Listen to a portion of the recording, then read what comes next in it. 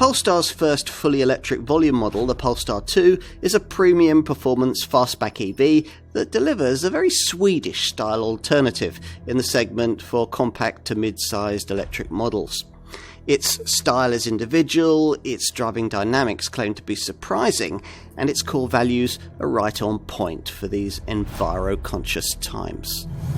Once on the move, having shot away from rest with the usual frantic EV sense of forward thrust, the Polestar 2 goes about its business with a really rather impressive, deep, very considered sense of purpose. Roll is resisted, the steering is accurate, and your slightly raised driving position offers a feeling of proper command. And with the top long-range dual-motor 78 kilowatt-hour battery model we've chosen to test here, cornering grip is rarely lacking thanks to two AC synchronous 150 kilowatt electric motors, one for each pair of wheels, offering all-wheel drive traction and a combined 408 horsepower, which is more than enough to offset the rather portly weight, which is in part a byproduct of the all-steel CMA platform, which Polestar owners, the Geely Group, more usually use for SUVs like this car's almost identically engineered cousin, the pure electric Volvo XC40. The long-range dual-motor variant we're trying here offers 408 horsepower, although if you regularly use all those braked horses, you will of course get nowhere near this version's claimed 298-mile driving range figure. The lighter alternative, 231 horsepower, long-range single-motor mid-level Polestar 2 does rather better. With that car, the same 78 kilowatt-hour battery will supposedly take you up to 335 miles.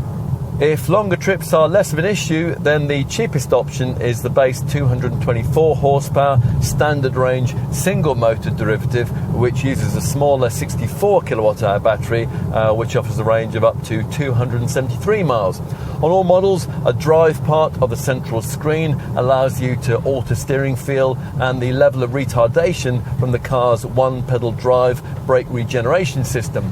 And with this top long-range dual motor variant, there's the option of a motorsport orientated performance pack, and that'll give you track-ready Brembo brakes, stickier Continental Sport Contact tyres, those are on bigger 20-inch wheels, and race-style Öhlins dual-flow valve manually adjustable dampers. As for charging, well, you'll need the bigger 78 kilowatt-hour battery if you're going to be able to use the fastest 150 kilowatt public DC chargers. Attached to one of those, you can replenish around 80% of the power plant's lithium-ion cells in around 40 minutes. As usual with EVs at present, though, you're going to need most of the night to charge up everything with the car hooked up instead to a conventional garage wall box. As a car maker, Polestar has an intrinsically deep relationship with Volvo, and so does this Polestar 2. Back in 2016, this design was originally a Volvo concept car, the Concept 40.2, but when Polestar's styling chief Maximilian Missoni saw it, he recognised in the chiselled look a shape that was ready to pioneer the style of an entirely new brand. This may be the second car the company has made, but it's the first true Polestar.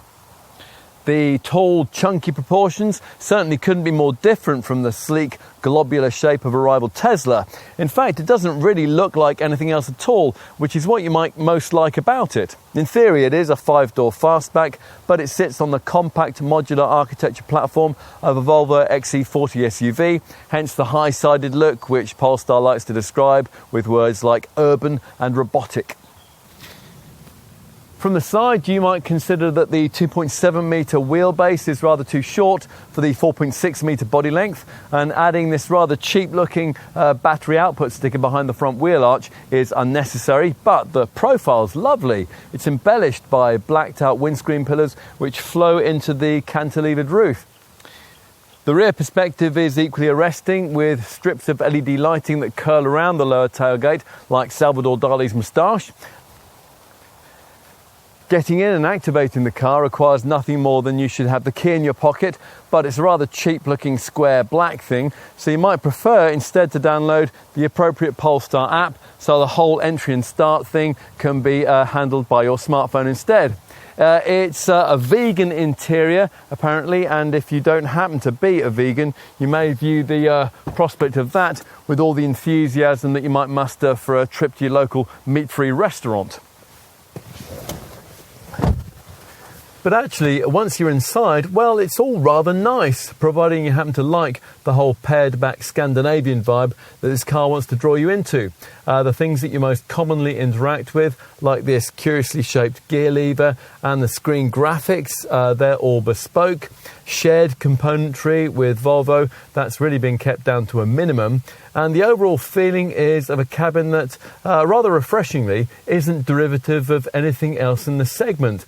Now, unlike in a Tesla, a Polestar hasn't tried to cram everything into one central touchscreen.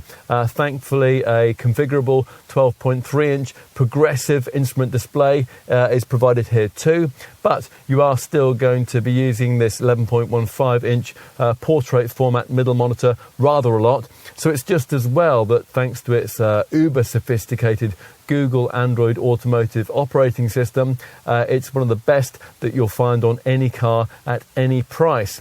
It's brilliantly intuitive with built-in voice control, that's a speciality. Apple devices are reluctantly accommodated, and even the integrated climate controls are really easy to use. Other cabin highlights include brilliantly supportive seats here, a much needed standard fixed panoramic glass roof, and also a reasonable level of storage space.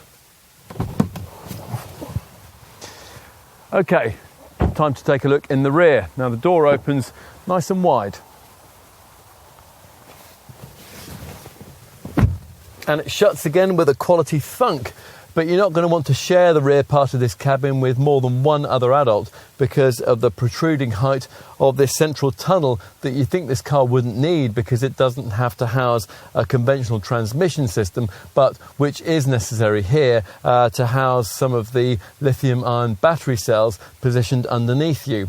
Still, legroom is very reasonable by the usually relatively mediocre standards that pervade in this class.